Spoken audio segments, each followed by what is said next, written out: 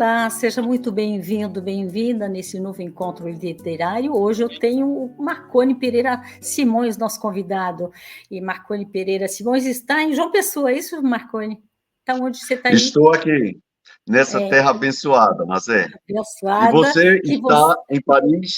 Eu estou em Paris, sem sol hoje. Mas Nisso ele vai chegar. combinamos. Nisso combinamos. João Pessoa choveu muito ontem à noite e o dia está nublado, mas a cor do mar está bonita.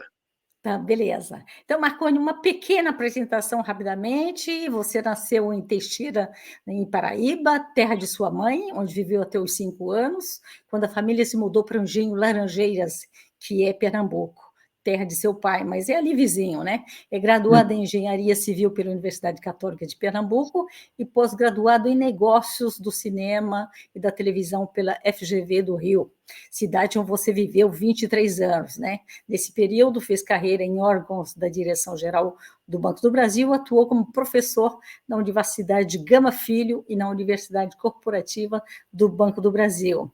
Em atividade paralela ligada à arte e à cultura, você assume especial destaque como realizador de diversos eventos culturais baseados na vida e obras de Alberto Santos Dumont. Fez algumas coisas, né? Simões, então, hoje, muito bem-vindo aqui.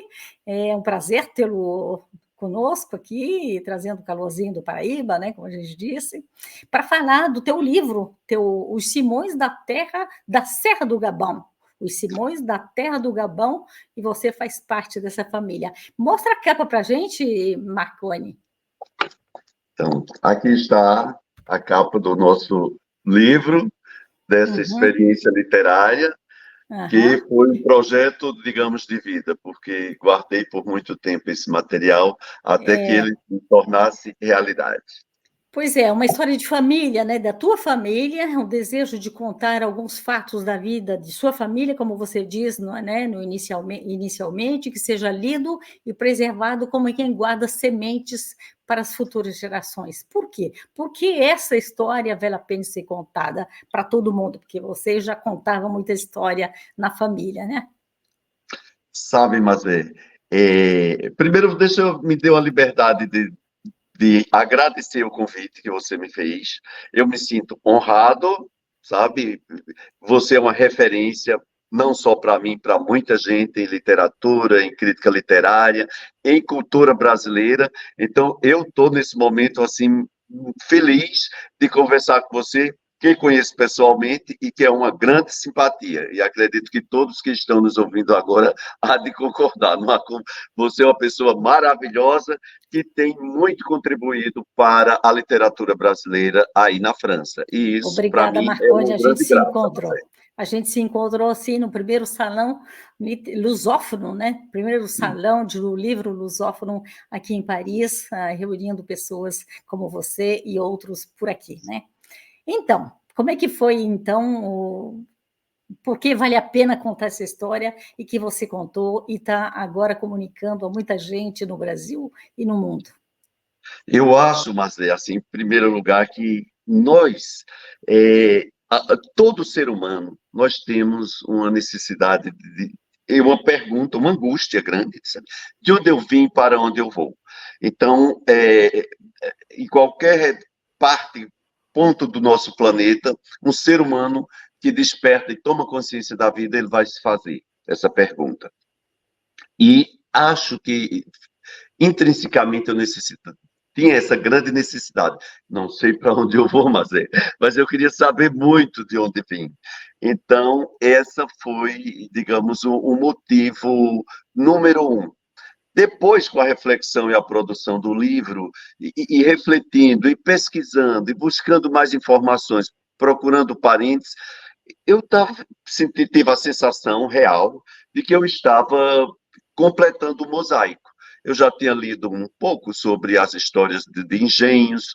Não, aqui em Pernambuco e Paraíba nós temos referências, né, de Casa Grande de Senzala, Lagoa de Obra de Gilberto Freire, José Lins do Rego aqui com o Menino de Engenho, e as histórias que eu ouvia lá da minha família eram histórias que eu achava que precisava completar. Então, a sensação que eu tinha é que eu estava trazendo algo para a memória da família. E que daqui a pouco iria se perder, porque já tinham idosos que ainda contavam as histórias e uma boa parte dos jovens não mais sabiam. Então eu encarei como uma missão, dizer, planta essa história no papel, grava esse material e deixa para futuras gerações. Digo que conscientemente foi esse o meu maior motivo. Então, você foi uma reflexão longa, né? Porque você, onde é que estou aqui? Você levou um certo tempo para escrever, né? Você foi juntando material, cassetes que você fala no livro, que foi juntando todo esse material e o momento começa a sair, você vai escrever, né? Por que foi preciso esse tempo todo de maturação, de reflexão para poder sair? Às vezes, os projetos culturais, né, as grandes ideias e os sonhos de nós, seres humanos, eu penso assim também, eles vêm como uma onda, e aí eu tive, há 26 anos atrás, essa ideia de gravar o meu pai contando aquelas histórias que me fascinavam, né? E aí eu guardei esse material, que pensei, daqui a 2, 3 anos eu vou escrever esse livro. Mudei-me para o Rio de Janeiro e com a vida que estava lá, com a dinâmica da vida, eu fui guardando o material. Tem um momento do livro que eu explico como isso vai se dando, essa guarda. Mas eu acho o seguinte, acho que nós temos, todos os seres humanos devemos sonhar, devemos desenhar projetos. Mas parece-me que a sensação que eu tenho hoje é como se fosse, coloquei um bolo no forno e estava com receio de tirá-lo cru. Precisei de amadurecer, de estar muito consciente daquilo que eu queria transmitir, que eu queria passar para as pessoas, o que eu queria escrever. E eu acho que foi esse momento. Eu esperei um momento e quando eu comecei a escrever, foi algo assim, meio mágico, sabe? Não parou Parecia. mais. Eu sentava na mesa e deixava quase o capítulo pronto. Assim, foi o momento que o bolo assou, ficou pronto para a Uhum. gente ingeri-lo. Pois é, e nesse Simões que você conta, você começa pelo teu bisavô, um outro mundo, que era o mundo dos engenhos, dos escravos, de festas religiosas também, que eu acho que o Nordeste guardou muito mais do que o Sul, né? De amizades, de festa, de arrasta-pés, né? Fala também de história de Trancoso, termo utilizado em boa parte do Nordeste brasileiro, para referir a contos da literatura oral, inclusos no que convencionou se chamar de cultura popular. Eu sou muito ligado à história de Trancoso, me soa muito bem, porque meus pais são do sul do Ceará e eu via essas histórias de Trancoso quando pequena, adorava ouvir histórias, né? E então esse você começa por aí, você conta toda essa história a partir do teu bisavô, né? Você ouviu muitas histórias de Trancoso na tua infância, Marconi? Como é que foi o garoto Marconi e essa ligação com essa família? Mas é boa essa questão aí. Não havia tablet, não havia celular, não havia sequer TV lá no engenho. Então, como é que a gente aproveitava as histórias? Um livro podia chegar lá em casa, minha mãe era professora de uma escola de ensino fundamental e tinha alguns romances. Mas eles não eram, sabe, José Lins do Rego, a gente não tinha ainda, a gente tinha José de Alencar. E ali eu folheava, sabe? Iracema, eu comecei a folhear, ainda tenho de memória trechos. Mas o que nos divertia mesmo era nos reunir depois do jantar na sala grande do Engenho Laranjeiras e ouvir histórias fantásticas. Então aí eu tive conhecimento da Capora, do próprio Saci Pererê, que também chega lá ao Nordeste, essa tradição é nacional, do Fogo Fato, e também havia como as fábulas infantis voltadas para as crianças educativas ou não, havia a história do Papa Figo, acho que você conhece essa história também, né? Também. Incutava nas crianças o medo de não se afastar muito de casa, porque poderia ser que há um ser perigoso. Todas são educativas, muitas vezes amedrontadoras, a maioria das vezes, né? Desde Chapeuzinho Vermelho, tem lá da tradição Histórias. europeia, sempre É. um medo terrível. A mãe d'água, não vá tomar banho no rio sozinho, porque a mãe d'água pode lhe levar. Claro que isso criava na gente, sabe, uma série de medos, mas também tudo isso despertava a imaginação, muito. Então, esses medos e como posso me salvar dele, não deixava de ser um grande exercício. Então, isso fez parte do meu imaginário, da minha infância, e acho, sabe, mas é que é como aquilo foi um laboratório. E talvez o meu gosto por contar a história nasceu por ali. Com certeza, com certeza. Marconi, eu acho que não tem mais engenhos, ou tem poucos engenhos atualmente no Nordeste, na tua região, que teve muitos, né? Eu queria que você me... Tem ou não tem atualmente? Como é que é? Porque o teu engenho do Laranjeiras não existe mais, né? Não, o Laranjeiras não existe mais. Mesmo na minha infância, quando eu chego lá, que eu saio da Paraíba, onde nasci, minha terra de minha mãe, Teixeira, nas montanhas, e vou para as montanhas de Pernambuco, em Garanhuns, nós já encontramos o Laranjeiras de fogo morto. Ah, Ainda sim. existe, mas ainda existe o engenho Bananeiras, que foi o engenho construído pelo capitão Simões, né, o grande patriarca da família, e esse engenho ainda produz rapadura.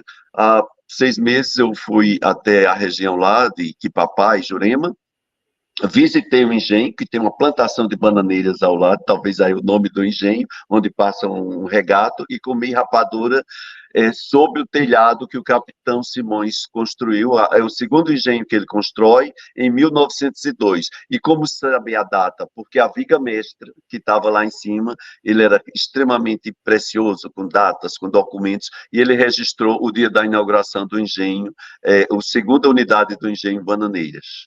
Então, Maravilha. existe um só Um na só, região que ainda é. produz rapadura. Aham. E como é que era? O que você conheceu desse engenho? Porque na época de criação, né, no começo do século, tinha escravos ainda, né? Tinha escravos, mas tinha mucamas, né? Tinha jagunços. Conta o que que foi para você um engenho quando você vai para lá? O que você vive? É engraçado, mas é porque meu pai, após o jantar, diariamente ele tinha uma conversa com os filhos.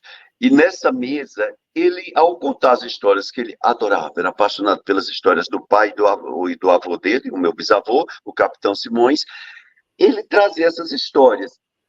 Eu não as vivi, mas na realidade, mas eu as vivia mentalmente, na minha imaginação. Então eu estava dentro daquilo todo, né? O Capitão Simões, ele nasce em 1850, filho de uma portuguesa que chega ao Brasil com 12 anos de idade. E ela, pelo que os relatos que temos, entrega para ele uma caixa com barras de ouro, que ele compra aquela imensa propriedade que pega alguns municípios, que Papá, Jurema, Pau-Ferro, Panelas e um pedaço de terra em Canhotinho. Ora, essas histórias todas que ele contava, eu as vivia. Quando eu acabei de ser alfabetizado, eu fiquei encantado com as histórias, com os gibis, com o Walt Disney. Então, brincava com aquilo. A uma certa altura, sabe? Eu comecei a ver que as histórias que o meu pai contava eram histórias fantásticas. Eu cheguei a pensar, mas será que as outras famílias têm essa mesma história? Sabe? E eu achava, às vezes eu perguntei para um coleguinha, como foi o engenho da sua família? Ele disse, não, mas lá não tem engenho.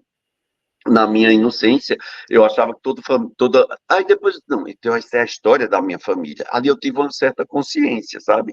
Que era a história da minha família. E que era interessante. Que a uma certa altura eu esperava já com ansiedade, e quando meu pai terminava de contar uma história, eu perguntava mais. Então, eu já queria registrar, isso eu tinha 8 anos, mas e eu queria registrar, eu queria informações mais, e Uhum. seguia perguntando. Meu pai tinha os olhos azuis, e esses olhos azuis eram do seu pai ou da sua mãe? Ele dizia, da minha mãe. Aí ele dizia depois, ela Uhum. era ruiva. E aí Uhum. eu criei já, assim, desde cedo, uma imagem, como era a casa, como era o engenho, como eram as caçadas, como eram as festas, como era a convivência, como eram os perigos, sabe? Havia jagunços que passavam, tudo isso foi criando um universo que eu me sentia povoando, eu estava presente Uhum. naquele mundo, aquele mundo era presente na minha vida. Mas as festas religiosas, o sarau, tudo isso existe ainda, né? Como é que é isso atualmente? Você sabe que as principais festas do Brasil, elas têm um cunho religioso, seja lá, Uhum. o carnaval está ligado ao calendário religioso, e o nosso São João aqui, né? São Pedro, São João, a gente comemora Santo Antônio, então existem festas, as tais festas juninas aqui no Nordeste, elas são muito fortes. Então, e quando eu perguntei também ao meu pai sobre as festas, né? E eu dizia, e o meu pai, e como eram as festas lá no Engenho? Porque meu pai conheceu o avô dele pessoalmente, né? Quando ele tinha 12 anos, o capitão Simões faleceu. Mas ele tem uma memória muito boa da convivência. E numa dessas, ele falando das festas, eu disse, tocavam sanfona? Aí meu pai disse, não, naquela época não tinha sanfona. Era as festas, os arrasta-pés, eram Uhum. ao som de viola. Foi uma grande De viola. surpresa para mim. Aham. Para mim, o acordeão estava em toda festa nordestina. Chega Ah, chega depois. Então, ele depois. não vem lá do século XIX, ele já chega para o final e aí já para o século XX. Ele não estava lá antes, na época que o Capitão Simões estava jovem e promovia suas festas. Você fala também nesse livro, que é a história da tua família, das caças, veados, tatus, lobos-guarás, as aves, a flora. O que que existe ainda? Porque, para mim, no meu imaginário, eu fui no sul do Ceará visitar meus avós, né?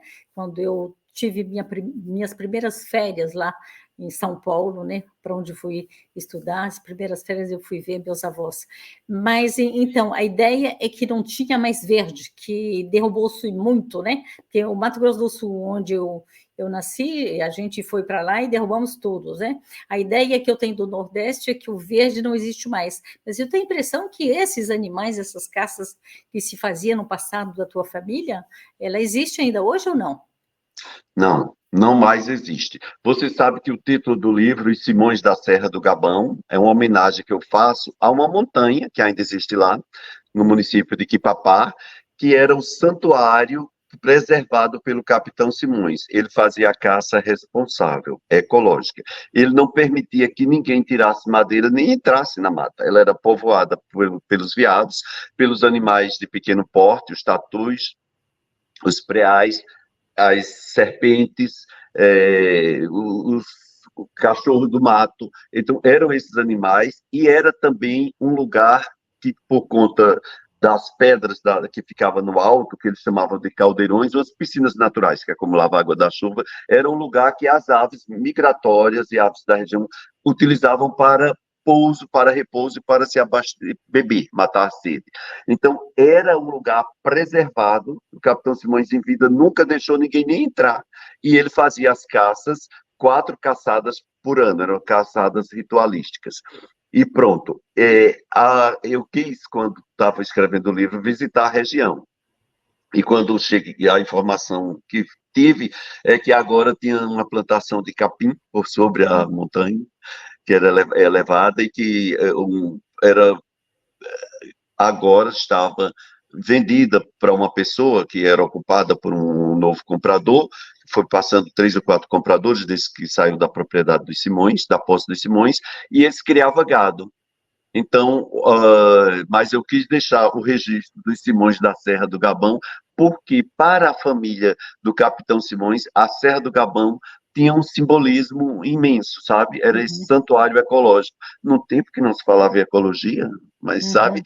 ele não Que ele permitia. tinha essa preocupação. Muito bem. Tinha, madeira de lá não se Uhum. tira, e era um lugar que tinha o pau-ferro, as árvores, sabe, nativas de grande porte do Brasil. Ali fazemos a transição, mas da Mata Sul com o Agreste. Então, nós temos as duas características. É uma região bem bonita e que tem aquelas montanhas de uma curva suave, doce, que são as faldas da Serra dos Ventos, que sobe até Garanhuns, que é a cidade mais alta, que fica em torno de 800 e poucos metros de altitude. Maravilha. Marconi, você fala também da economia, que é esse engenho não produzia ele mesmo a cana-de-açúcar, né? A cana-de-açúcar era vendida para outro engenho para produção, mas tinha lá tinha a produção do café, tinha produtos para o consumo, né? Que imagino. Conta como é que era essa economia do engenho Laranjeiras na época. Então, o Capitão Simões, ele que constrói ali o primeiro engenho dele, do engenho Bananeiras.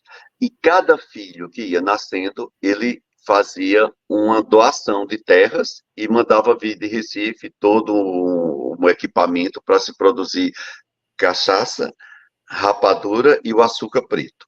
Então, isso prosperou durante muitos anos, sabe? Foram aí 50 anos de prosperidade e atividade principal. As rapaduras que saíam lá de Jurema e Quipapá iam para boa parte dos estados vizinhos, para o norte da Bahia, para Pernambuco. A rapadura era um alimento que fazia parte até da alimentação dos soldados, sabe, dos quartéis e do trabalhador geral do campo. Ora, houve um momento em que os Simões plantavam a cana e eles produziam esses três produtos básicos, cachaça, rapadura e açúcar preto. No litoral brasileiro, você bem se conhece, todo brasileiro sabe, é onde, acompanhando a linha litorânea, que a gente tinha os grandes engenhos. Chamou a atenção de uma família pernambucana essa imensa plantação de cana-de-açúcar no Agreste. Havia pequenas plantações de cana-de-açúcar no Agreste, aqui do Nordeste, pequenos engenhos familiares, mas uma imensa plantação, porque cada filho tinha a sua plantação, tinha o seu engenho, o engenho Correntes, o engenho Roncador, então o engenho Laranjeiras, o engenho Bananeiras. Então, aquilo ali criou em cima daquelas doces montanhas, né? Elas estavam todas cobertas de cana-de-açúcar. Uma família de Pernambuco, ligada aos grandes engenhos litorâneos, se interessou pela região pela quantidade de matéria-prima que eles teriam, e implantou lá a usina Água Branca. Aí você vai me permitir eu fazer uma pequena explicação. A usina Água Branca chegou na região, estamos na fase das usinas. Sai do engenho mais artesanal, os trapiches, movido a tração animal, parelhas de bois, ou a roda d'água, que era o que tinha. Então, chega uma usina com maquinaria. Essa usina compra a cana-de-açúcar como matéria. Para os Simões, era melhor vender o produto in natura do que produzir. O preço que a usina pagava era alto. Então, eles passaram a entregar toda a cana-de-açúcar para a usina. Eles que não pagavam salários assim aos cortadores de cana, eram meeiros, uma prática que se fazia no Brasil todo. A usina passa a oferecer um tipo de pagamento de salário na época da colheita da cana bem melhor do que os engenhos artesanais, não só da minha família quanto dos outros.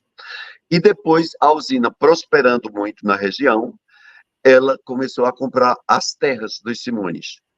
E há um fenômeno que 80% dos Simões que estavam na região, que eram, no início do Capitão Simões, eram líderes políticos e mais sociais da região, eles migraram para São Paulo, naquelas grandes levas. Então, hoje, temos mais descendência dos Simões em São Paulo do que aqui mesmo em Pernambuco, mas Nesse sentido, o teu livro é muito importante porque conta essa história, né? Recupera esse patrimônio e vai contar como é que as coisas mudaram nessa região, né? Essa reflexão eu fui tendo, sabe, a partir da pesquisa das minhas idas lá. Não chego a fazer essa análise a partir do livro da usina Água Branca, que é até citada em outros livros, porque eu deixei a história como aconteceu lá com a família. Esse fenômeno social que não aconteceu só lá, a gente não aborda ele no livro, mas em todos os debates que nós somos convidados, que estamos participando, termina vindo à tona, porque é um momento, e eu achei perfeito você me trazer essa pergunta, sabe? Porque às vezes as pessoas não pensam, né? Por que alguma coisa acaba e outra inicia? Como é que se deu dessa forma? São aqueles fenômenos que nós sabemos não só no Brasil, outros países. A industrialização, quando ela chega, né, ela tem uma outra estrutura e as pequenas iniciativas, muitas vezes, a gente perde. Eu gostava É. muito da manteiga artesanal. Hoje em dia fica difícil da gente encontrar uma De manteiga encontrar, né? artesanal. E, portanto, a gente precisa voltar para aí. A Europa está voltando essas pequenas estruturas, porque fabricar e buscar coisas lá do outro lado do mundo, na China, é muito complicado para o meio ambiente, né? E a gente está aí. Mas, olha, são 24, o papo está muito bom e está muito gostoso essa conversa, mas Tá bom.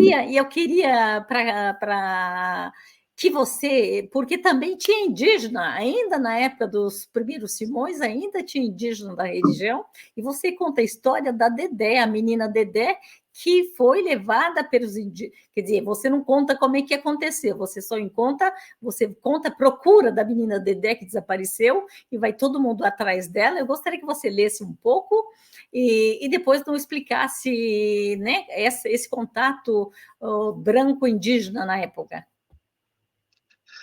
Então, vamos pegar aqui um trecho do nosso livro, mas onde a gente vai dar uma pincelada, tá?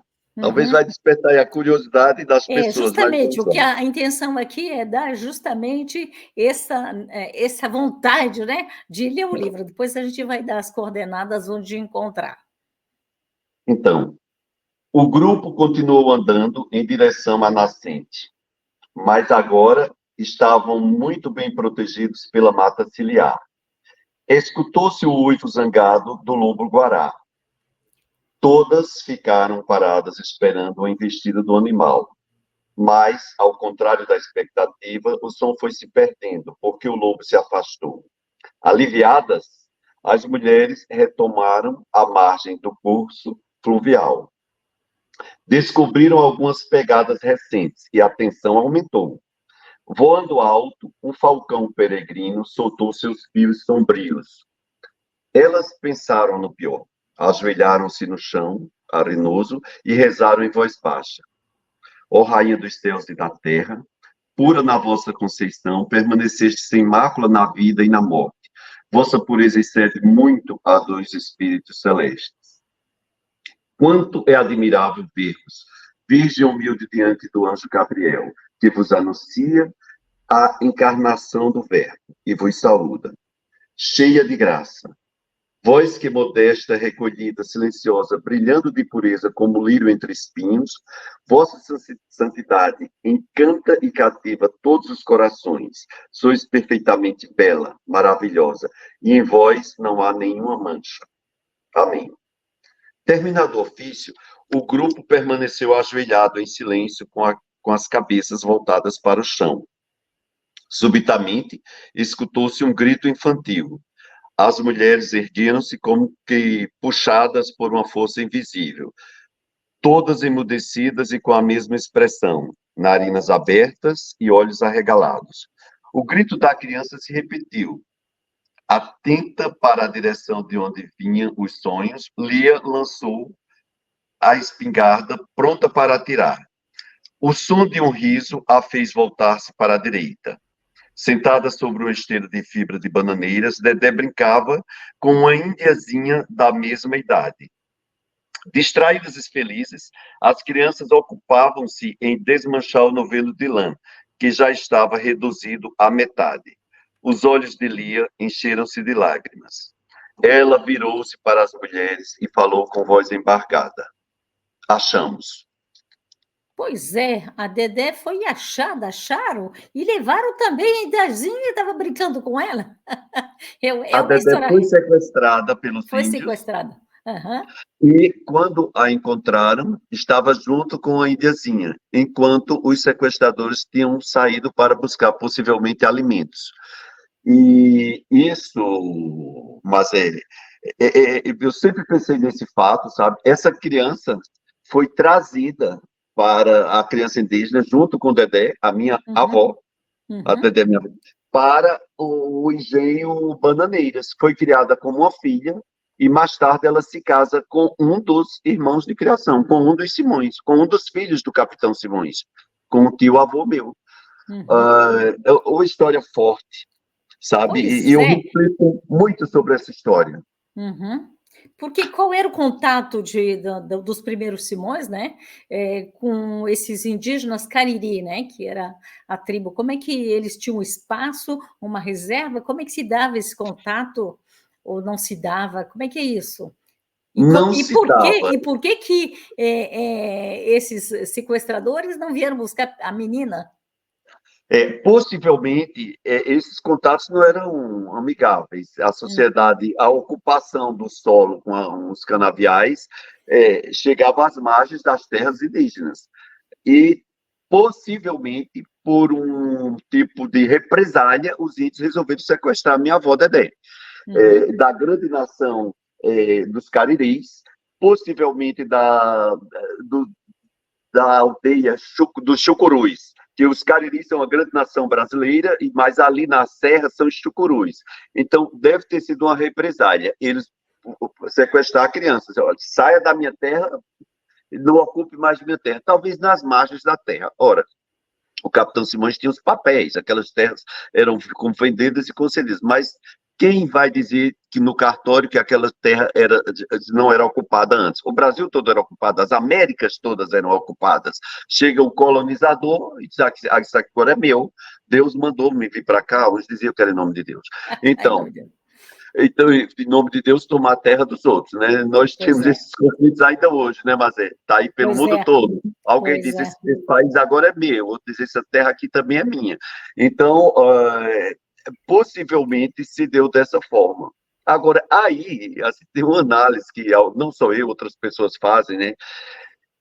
Imagina um ser que nasceu numa aldeia indígena, agora está dentro de uma casa, de um engenho, numa casa grande, de um engenho de cana-de-açúcar, que tinha todo o aparato, tinha a capela, tinha a casa grande, tinha as mucamas, tinha a senzala, e essa criança indígena lá. Que choque cultural. De certa forma, acho que isso não só aconteceu lá, aconteceu no Brasil todo, aconteceu na América do Norte, aconteceu esse sequestro, né? Creio que lá na tua região se fala isso também, pegou no laço. Sim, e lá tem outras histórias, eu escrevi alguma coisa sobre a aldeia do Mato Grosso do Sul, porque o que faz o governo? Aí foi o governo, depois da Guerra do Paraguai, ele cria reservas, coloca os índios lá, sem perguntar, né, se ele queria ou não queria, e dá essa terra, uma terra imensa de Ponta Porã até Dourados, né? Meus pais foram para lá, porque cada família podia ter 12 alqueires de terra, né? Então foram para lá, ao invés de ir para a industrialização na época em São Paulo e Rio de Janeiro, né? Então é isso, tem essa pegada Vlas. A história da nossa tem essa história de violência, não é? Com Mas certeza. é uma história de violência. Então, quando a gente vê, trouxeram os africanos na condição de escravizados para o Brasil. Né? Pois é. Penso que, se não estou enganado, 12 anos depois de 1512, tinha no Brasil um número de 5 mil portugueses, homens, e não mandaram mulheres. O que acontecia, mas você pode me explicar? Não é? Com certeza. E depois tem uma história que eles trouxeram jovens órfãs de Portugal para ser mulheres dos colonizadores, sem pedir autorização, sem nada. Foi muita violência, né? E as índias passeavam na praia, nos campos, nas montanhas, com a indumentária delas. Para eles, a nudez passava a ser algo que os atraíam, e há alguns relatos românticos falsamente colocados aqui. As índias achavam que os brancos eram deuses, por isso eles se aproximavam. Não, a verdade é que elas fugiam desesperadamente. Com e certeza. só cediam quando não continham mais forças, né? Então, essa história de mistura das raças, a mistura da cultura vai se dar sempre, mas das raças ela se deu com muita violência. E essa reflexão aí da Dedé, da minha avó, que também ela é sequestrada e em compensação, sequestra uma índiazinha e repete essa violência, sei lá, 500 anos depois, 400 e tantos anos depois, Com certeza, e a continuava. gente tem que resolver agora, né. Marconi, o papo está muito bom, mas, a gente não pode passar, já passamos os 30 minutos, mas eu queria, a ideia é essa mesmo, é de dar o gostinho, né, do que você fala, do que você conta nesse teu livro, e que para as pessoas puderem, ter o desejo de ler. Então fala para a gente onde é que ele pode ser encontrado. Eu acho que tem aqui na Europa, né, foi editado também na Europa, e no Brasil, onde é que pode-se encontrá-lo? Aqui no Brasil, eu terminei entregando o livro para livrarias aqui em João Pessoa, Livraria do Luiz, tem mais de 2 unidades, na Casa José Américo, que é uma fundação, e também em Portugal, a Infinita está me representando, então ela tem lá exemplares do livro que podem ser adquiridos diretamente da Infinita. Inclusive, Sim, agora, nesse momento que estamos vivendo a Feira do Livro de Lisboa, de o livro está Lisboa. lá no estande da Infinita. Uhum. Então, Então, a gente essa pode é outra dizer que forma. quem estiver na Europa vai no site da Infinita, porque a Infinita entrega para a Europa toda, eu suponho, Isso. e quem estiver no Brasil fala com você, ou estando na Paraíba, em João Pessoa, vai nesses lugares que você indicou, é isso? Isso, eu gostaria de deixar aqui o meu contato, está aberto, viu? Uhum. Pode mandar e-mail para marconiprofissional@gmail.com. O meu Instagram também se chama Marconi Profissional, Marconi Simões, é assim que eu assino o meu nome artístico, vai estar lá, Marconi Simões, no Marconi Profissional. E muitos me procuram porque querem o livro autografado, sabe? Então, meu celular também, posso deixar aqui disponível, eu estou no Brasil, 55 do país, a Paraíba, 83, e o número 988049992. Eu terei imenso prazer de autografar os livros para os leitores que nos procurarem, porque, como eu disse, sabe, há pouco tempo, um ensaio crítico sobre meu livro me tratou de memorialista, né? Eu tenho essa sensação, sabe, mas é extremamente forte, você também, com a sua escrita, com os seus livros, que a memória é coletiva. Cada um de nós podemos trazer um pedaço da memória. Ninguém vai escrever um livro definitivo sobre a história colonial do Brasil, Com sobre os certeza. engenhos. A gente, cada um de nós, e É essas um ponto histórias de de família vista. têm É, contribuições. pontos de vista, com certeza. Eu ia dizer merci beaucoup, Marconi, mas para os brasileiros, muito obrigada, e espero que vocês, então, possam entrar em contato com o Marconi, com a obra dele. Até o próximo encontro. Boa tarde, bom dia, boa noite. Muito obrigado, merci beaucoup, à bientôt, e para todos os brasileiros e todos os que falam a língua portuguesa espalhada aí pelo mundo, porque esse nosso papo vai para o mundo, estamos aqui à disposição. Foi um prazer imenso esse papo com você, mas Muito obrigada, feliz